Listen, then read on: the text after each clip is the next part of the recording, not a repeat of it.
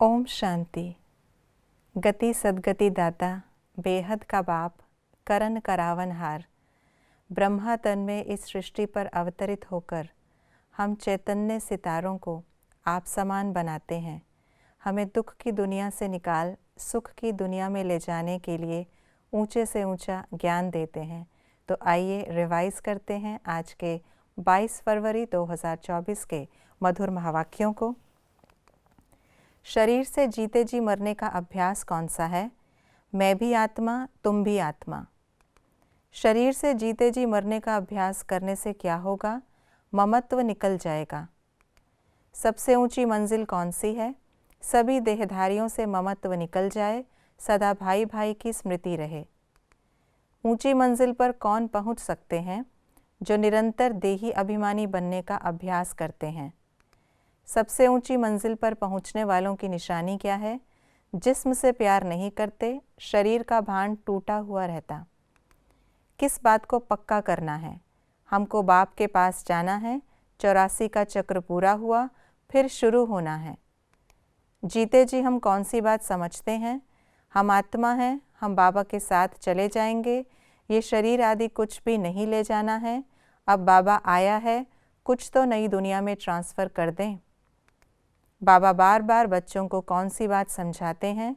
मर्जीवा बनने की कोशिश करो।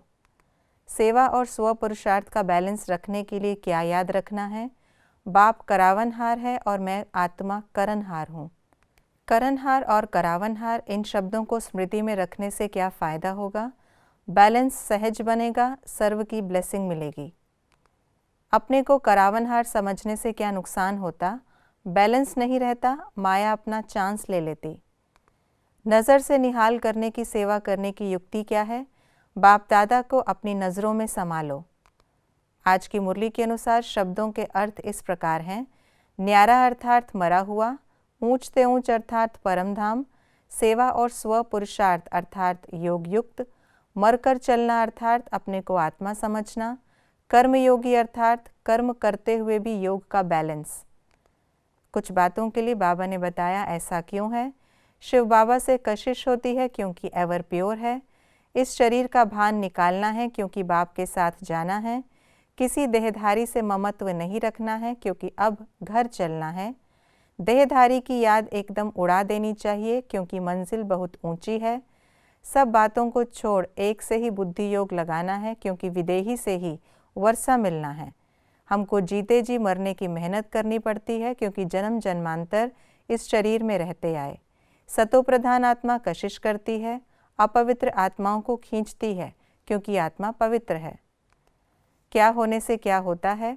जिस्म पर प्यार होने से हार खा लेते, मेहनत न करने से ऊंच पद नहीं मिलता, बाप को याद करने से विक्रम विनाश होते, नाम रूप में फंसने से और ही पाप हो जाता, हे प्रभु कहने से शिवलिंग ही सामने आता, अवस्था पक्की करने से 8 रत्नों की माला में आ सकते, देह का भान छोड़ने की प्रैक्टिस करने से ऊंच पद पा सकते, देही अभिमानी न रहने से अपने शरीर या मित्र संबंधियों में फंसते रहते, अपने को आत्मा समझकर चलने से किसी भी देहधारी में ममत्व नहीं रहता। ये थी आज की मुरली की विशेष बातें। हम आत्माओं को विदेही बन अब वापस घर जाना है, जिसके लिए इस शरीर का भान छोड़ना है, जीते जी मरने का अभ्यास करना है।